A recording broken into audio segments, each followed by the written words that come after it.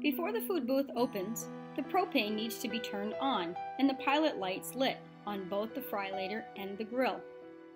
Prior to turning on any gas valves, be sure to check that all gas lines are securely connected, not only to the outside tank, but the frylater and the grill.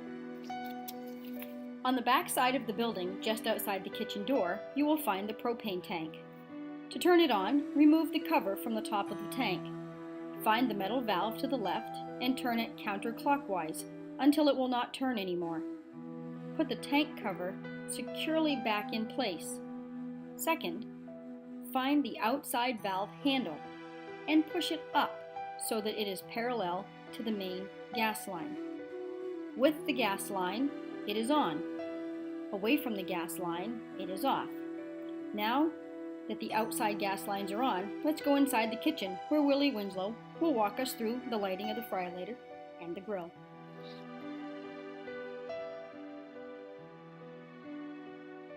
The walls out is off, down is on, and the second valve is for the grill.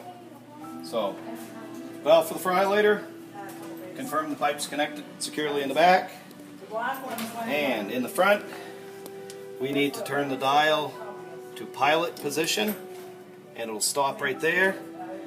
You've got to push it in when you're ready, and just above the shutoff valve you can see a little horseshoe metal tab up in there, and you'll want to light a flame right under that. You've got to hold in on the pilot button. It takes a minute for the gas, and you can hear the flame going.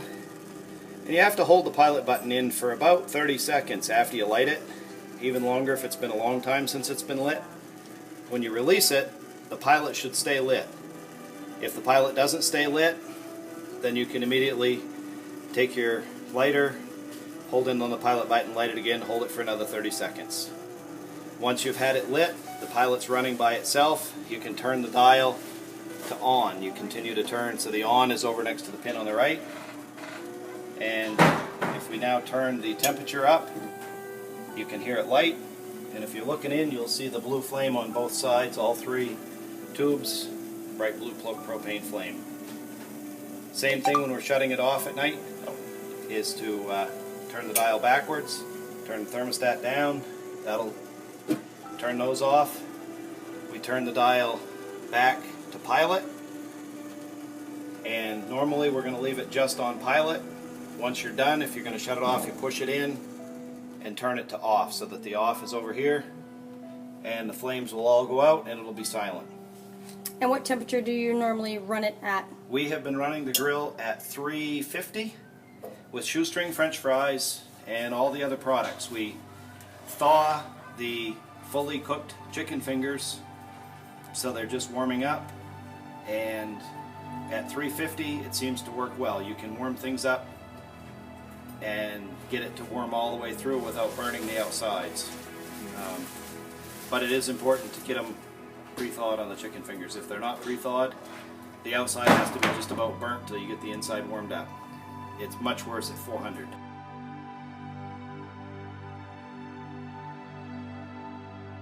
Grill, if it's been off, all the gauges are off, you actually can lift the front, and we have a little trig that we can put under it. Our gas valve, we're going to turn the gas valve down. Before we turn the gas valve down, we'll look inside underneath. I'll lift it a little higher to show. And if you look in, you can see little thin pipes on each side. As long as that doesn't screw down off the back there.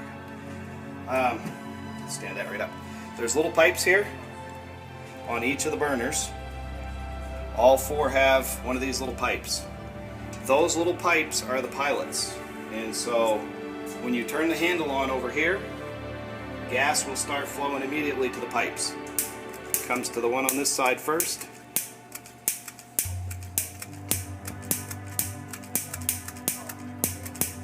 Come on. There we go. And then the next one should light shortly. The gas flows very slow in this thing.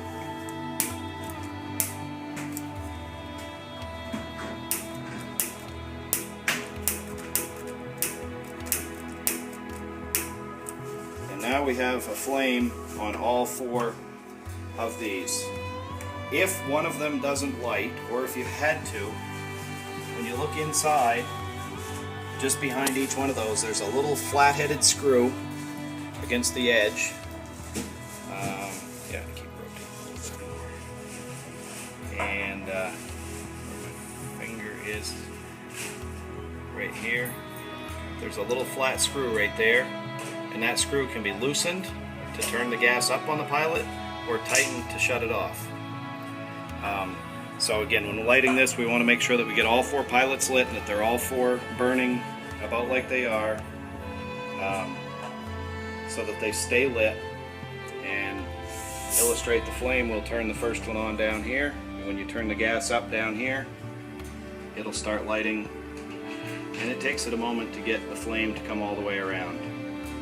Once enough gas gets circulating, it'll eventually bring the blue flame all the way around, and it typically helps with the cover shut down on the grill for it to light all of the burner.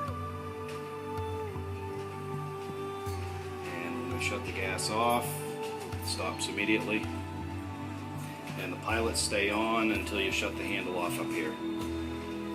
And then even after we shut the handle off up here, there's probably enough gas in the lines that the pilots will stay on for a few minutes before they go out.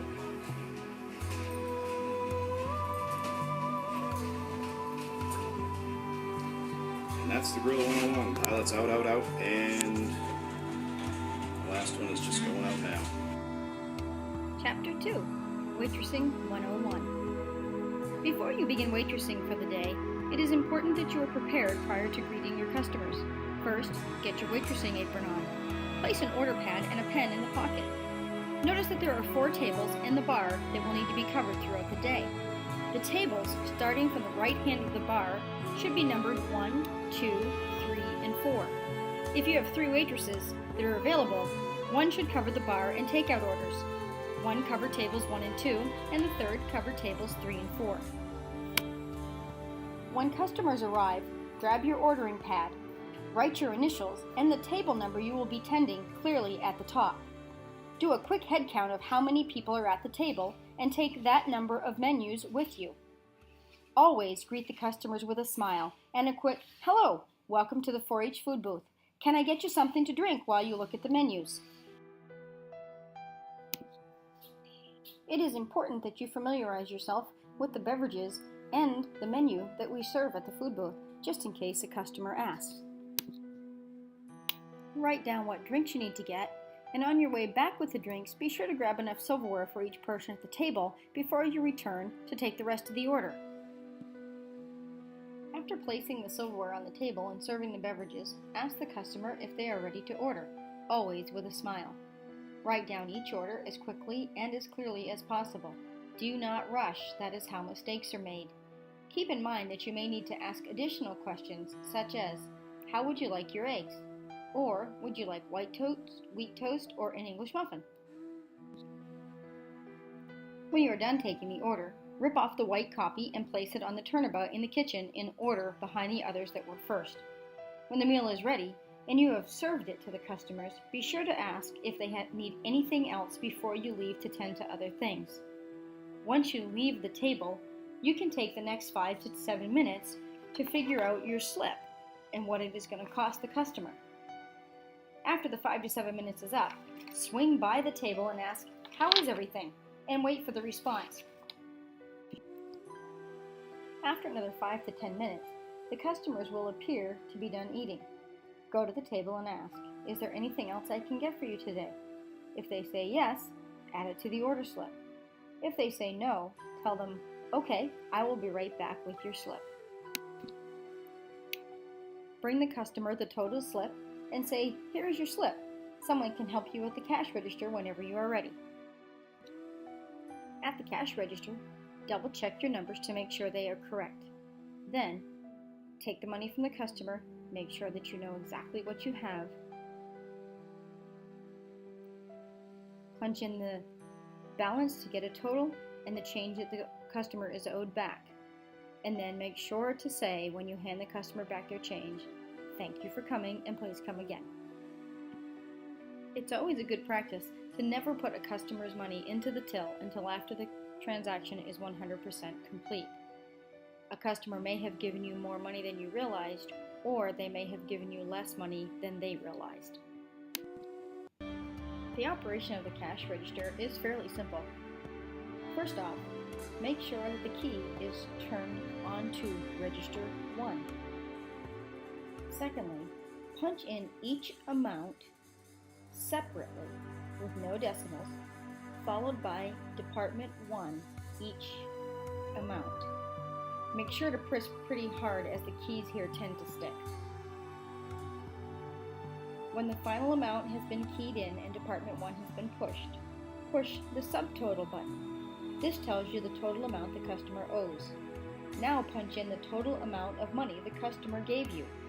Then hit the CA-AT, or what we call the cash tendered button. The change you owe the customer will appear.